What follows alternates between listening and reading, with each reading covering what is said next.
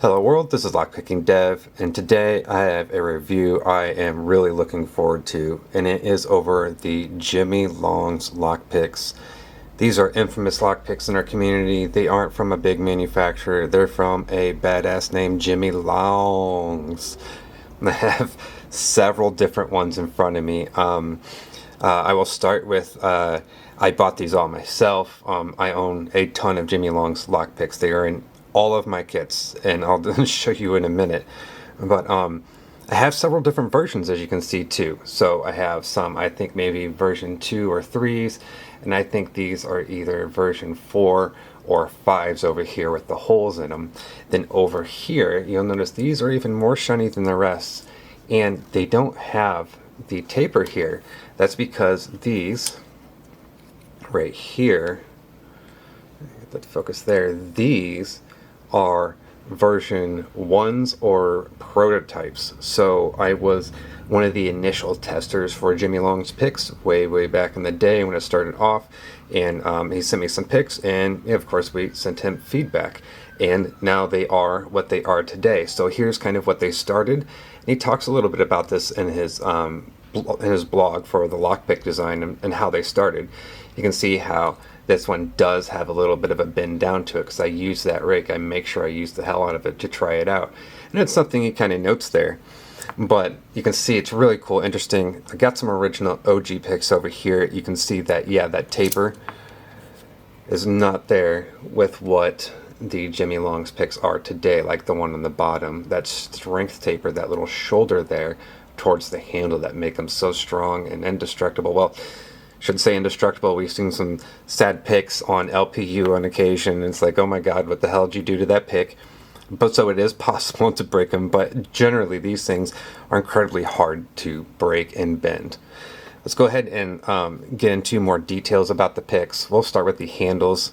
The handles themselves are injection molded. You can see where it's injection molded right there. So here's an older version. You can see it had an older type of a mold point. There is much more of a round hole, whereas the one on the top is a newer version there and a much smaller of a hole. And I think that these holes right here and here are also used in the injection process in some way. I'm not sure how, but just to see how things have kind of changed in the evolution of the injection molded handles here.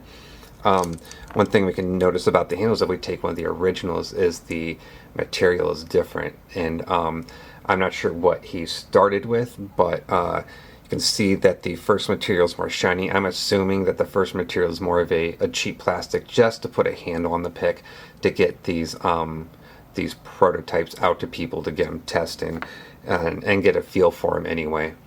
With the handles, the grip design on them is modeled after surgical tools. So this pattern right here is modeled after surgical tools. So I thought that was really cool and interesting myself. That has that there. So it is a nice grip design. It is a nice design. The handles themselves, the thickness are a great thickness. Let me see if I can get it about measured there. So it's about 3/16 of an inch. Let me get my my thinking there straight. But it is a nice thickness on the handle here. With the hole on the handle as well, this hole, you can use it, you can put all your picks on a keyring or hanging from like a little post or something on a pegboard if you'd like. Or you can do what other people do, is there are some 3D design files out there where you can print these little pegs, these little nubs right here, and color code your Jimy Long's picks as you please. That way you can discern which ones are which. And that is one thing that's to be noted actually between the generations of Jimy Long's picks, and that is that I don't actually have an example outside of his let me see, his prototype here, but his prototype, you can see on the side here, one of his recent prototypes, it has 19 thousandths in MRH, and that's usually to describe what the type of pick is. And the from what I saw from Sandman's review, were back when he did a review about a year or so more ago, there were actually engravings up on the blades of these as well to distinguish the thickness as well as which pick it was for easily picking out. That is no longer the case. At least I don't have any myself, so I don't believe it's the case. These are right here, 15,000 gem hooks. I haven't opened them yet. These are my most recent buy, and I don't see them on there. So I'm going to go ahead and assume that that is no longer the case at the moment. The length of the handles are perfect. They're great. I love the length of the handles. So I'm a pick maker, and my picks, my custom picks that I make are all about 3.5 inches long, which is right there about exactly what Jimy Long's is. I love it. It's perfect, and the reason being is when you hold it, 3.5 inches long, when you hold it, when I push down on the side here, you can see the back of it is going over the edge of my hand, over that meat right there, so it rests comfortably in my hand, or at least on the edge of my hand. And that's, again, like I said, same with how I like my custom picks. It's the exact same size right there, so it just goes over the edge of my hand. The reason why I don't like shorter, and I'll use a couple of the typical metal sandwiched picks here. This is a multi-pick and a Cobra Instruments. Most of the picks are all this length when they have these sandwiched plates on as handles there. But when I hold them, when I push it down, you can see it kind of goes in the, make sure I'm holding it in the right spot, yeah. It kind of goes in the webbing of my hand more, and it's not really over that meat. The meat of my hand's right there. It's just short of it, so it kind of goes into the inner part of my hand, and it doesn't really feel that good. So I really enjoy that these are the perfect length. They're not too big, and they're not too short. They are the perfect length. That way, you know, they won't stick out of your pouch too far, and just, you know, the goal is also to save costs and not use too much material. So I really love the length of these. They are perfect. It's what I make all my custom picks with. Let's talk about the business part of the pick, the actual metal, the pick itself. The pick itself now, I'm not sure how it started. Back then, you can see the original one. You can see the metal through there, so it's at least maybe a third or a half ting there. I'm not sure. I think it's the same on maybe V4 and 5. I think this is 5 here. But with the holes in it, you can see the metal all the way through it. So it appears to be a full tang, which is super nice. It feels good. I would always prefer a full tang if the option's available and it doesn't cost more. You really don't need too much more than a half or a third tang though. But it is super, super nice to have. Now let's talk about the famous Jimy Long's taper. Right here, the shoulder, right before it meets the handle, you can see how it goes into a smooth transition into the curvature of the handle, whereas most picks just kind of run into the handle abruptly and that's it. There's no real smooth transition like that. And what Jimy found is this taper greatly increases the strength of picks and the displacement of the tip specifically and how much it bends down. You should definitely read about it on his Lockpick design blog. But that taper is really useful. It is also very well measured and built. And what I mean by that is the taper is big up towards the shaft, and it does increase towards the handle, but it does increase the shaft height a little bit, but not a whole lot. It can still fit in a lot of things. To give a demonstration of how much the taper actually affects the picking and hitting the other pins, because it does increase the shaft height, slightly. To show how much it affects it, I'm going to show how far it goes in before you really hit that taper. So here's a 7-pin lock. This is an ASA. When I stick it in, it is about let's say about pin 6 right there. That's when it really starts to change. Pin 5, you can arguably say a little bit more. But it can reliably pick at least 6 pins without that taper really starting to take effect. You're not going in and hitting that taper a whole lot when you're back there. So you can actually use this taper to your advantage. If you're this far in, you know that you're too far in that lock. So you can see that it really doesn't affect how much you're actually hitting the other pins while you're picking it. So it makes it very useful in that sense. Alright, we saw how far a pick can go in before that taper takes effect. So this is a 6-pin, and this is a version 5 have Jimy's here, so I can go in there, and about that 6-pin you can see it make a difference. And I want to show it in an actual like curvy, pretty, kind of paracentric keyway, because this is the point where it can make a slight difference, just because that little tad bit of extra height that comes with this strength taper. And so when you're going in the keyways, typically you go in, you have to move your pick around like that to get around the warding. You can see that this does pretty fine for the most part there. And this is a, let's see, yeah, that's a 19 thousandths pick. So this does pretty fine. However, you will, let's see how far, right there. And that's not, let's see, I'm not sure how far that is. And it's, there we go, we'll take my other Jim right there. So that's how far it is in right there. It's not all the way in, and you're starting to see that taper take effect. So this is the one argument I have. They are amazing picks. However, when it comes to an extremely warded, curvy paracentric keyway, where you really have to move your stuff around, especially European keyways, that's where having that taper can make a difference. I've been picking with Jimy's picks for a long time now, and it's not too often I have to switch out. Jimy's picks works for most everything I am working on. I am working on more high security stuff these days, so I always start out with Jimy's, and then I switch to something without that taper to finish it off, because the keyways do get nasty. So, like I mentioned before, the taper can make a slight difference on those keyways, those really nasty curvy keyways, those paracentric keyways.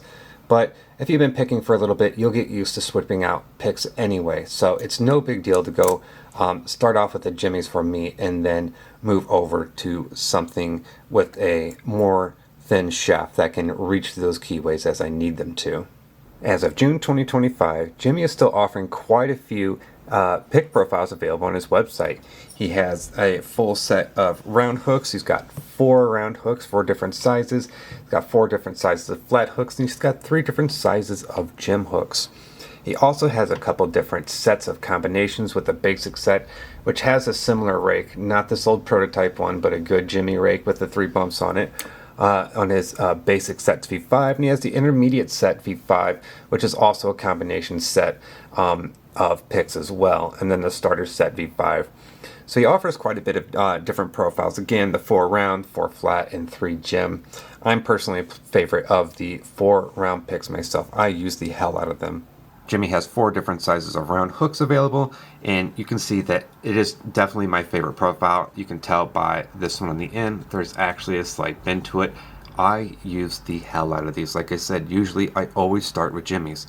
Why wouldn't I start with a pick that has the strength taper going along it and then switch to a pick later? Let these take the wear and tear, because that's what they're built to do, and then when I need that thin shaft, I will wear and tear on that pick when I need it, on the other thinner picks when I absolutely need them. But yeah, I love these round hooks. 4 sizes available, you can't go wrong. Now the flat hooks. Jimy offers 4 sizes of flat hooks, and I only have 3 in front of us. This one, and this one right here. I don't know where the shortest one is, or if I got these before a time when he made the shortest one. But these are the 3 I have, the 3 sizes I have. You can see I have 2 normal ones that you'd get from Jimy over here, and then 3 over here that I put a little notch in for the monkey paw. These flat hooks perform amazing. This is not a critique of Jimy's picks at all. They perform amazing. I'm only a recent user of the flat hook though, and I only use them particularly on bigger pins with Schleg or Asa, like something like that. And when I do it, I enjoy making the little notch in the flat hook. That way when I'm picking it, I can do the jiggle test. It sits in that pin really nicely, and I can do the jiggle test much easier and much more controlled. But these are Jimy's flat hooks. They're great. They're amazing. They perform like a flat hook should. Anyways, there's really no critique here. It's just my opinions on the flat hook in general. Then finally, we have our gem picks, and this is another profile that I'm kind of new to. The reason being is Jimy's gem picks are good. This Peterson over here, the tip and the shaft is just thick throughout, and it just has way more contact area on the top there, and I don't like thick tips on my picks. That's kind of why I avoided flat picks for a long time. But I've started using the gem picks, and I like them because there is only so much surface area on the tip there. So that is appealing to me. If you like gem picks, Jimy's gem picks are great. I've been using them for a while now, specifically trying to use them in Asa. I have some 15 thousandths and 19 thousandths, and so far I'm really enjoying them. And I'll particularly show you why I've been enjoying the short gym here and my thoughts on it here in just a second. And that's only the thoughts on the profile itself, not on Jimy's picks. The reason why I've been wanting to play with the gym more, particularly the shorter version, is as you lever it, the tip becomes more in contact with the pin. That flat area becomes more in contact with the pin. So I found that interesting. It's a something I just realized recently, and I've even thought about putting like a little monkey paw notch in the gym to try it out that way. And these are just opinions on the pick profile itself. Nothing about Jimy's picks, not opinion on the picks themselves. They're really good picks. I've been using the hell out of them lately, particularly when trying to pick ASA more. I got me some 15,000s and 19,000s, and so far I am really enjoying the gym picks. And again, particularly because they have a thinner tip on them, like the flat picks, and not that thick type gym pick tip like I showed on the Peterson. We got to throw in a little quick review of the case offered by Jimy as well, because historically the only cases that or rolls that have been available are these rolls right here. They had pockets all along it, and you had to put your turning tools in a spot like this. And what I had to do to make them work out was actually, see, I had to put some heat shrink in there to kind of get some grip to it. That way the tools would stay put and not fly out, and because it's easy to do that and drop them. See, luckily they're not falling out right now, so I figured that out. But it's a really nice roll. It rolls up and it's really convenient. These rolls are super nice. Jimy came along and released this one right here, which is fantastic because it has the same features. If your picks are short enough, this flap to go over top the picks there to protect them a little bit more. But over here, it's missing three pockets for your picks, but it makes up for an entire pouch that zips up, so you can put all your turning tools. So you might say, well, you use one pocket for all your turning tools and the other one. Well, yeah, sure. And this, they're not falling out, and I can also keep my comb picks in there. My comb picks, I have 3D printed handles on them. And you can see in the other pockets here, the pockets that have 3D printed handles on them, it's hard to find or hard to fit them in with another pick. You have to put them with something thin, so they take up a lot of space. So these would take up about 3 pockets that would be here on the end anyway. So the fact that they fit in this whole big zippable pocket with all of my turning tools as well is very nice, and I don't have to worry about anything falling away in that sense right there. I told you I'd show you that I have Jimy's picks and everything. Again, you see them, they're in this pouch right here. They're in this pouch right here on both sides because those are different thicknesses. I have a whole separate little stand that all of these came out of, so I have my own little Jimy long stand that I made. And on my good pick stand. So this is my stand for all my good picks that I regularly pick with when I want something open. These are all my metal handles. You can see I have Jimy longs in the front and the back right there. Final conclusion, these are really good lock picks. The anti-fatigue, anti-stress taper right here near the shoulder of the pick towards the handle is just amazing. It's been world changing, and again, I probably said it once already. When people see these things bent, we're always asking, what the hell are you doing?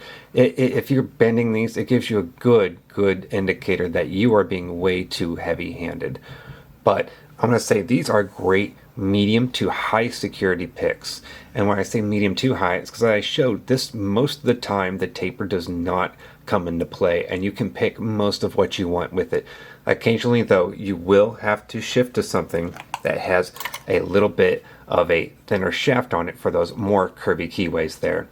So I say medium to high as well, and not just medium like the Reaper pick set, because comparing this to a Reaper pick, this shaft is just a little bit more narrow compared to the Reaper pick. So I say this one is medium to high and not just medium. Anyways, these are Jimy Long's lock picks, everybody. They are amazing. Jimy has put a lot of effort into it. He's grown. The name has grown in the community for a reason. These lock picks have got a reputation in the community for a reason. Jimy himself is an amazing person. If you ever meet him, say hi, tell him thank you, because the whole journey, I know, talked to him for a couple times, has been absolutely wild. And by wild, I mean the community, we've bought him out Jimy Longs is known for being sold out because his picks are so good. But let me tell you, in the recent months, I've paid attention to his website and I'm consistently seeing his picks available now.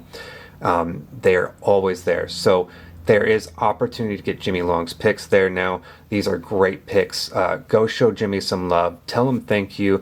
And be sure to read his blog on the lockpick design and how he came to this taper right here that is, kind of now famous and really sought after to keep these picks lasting in our hands so much longer.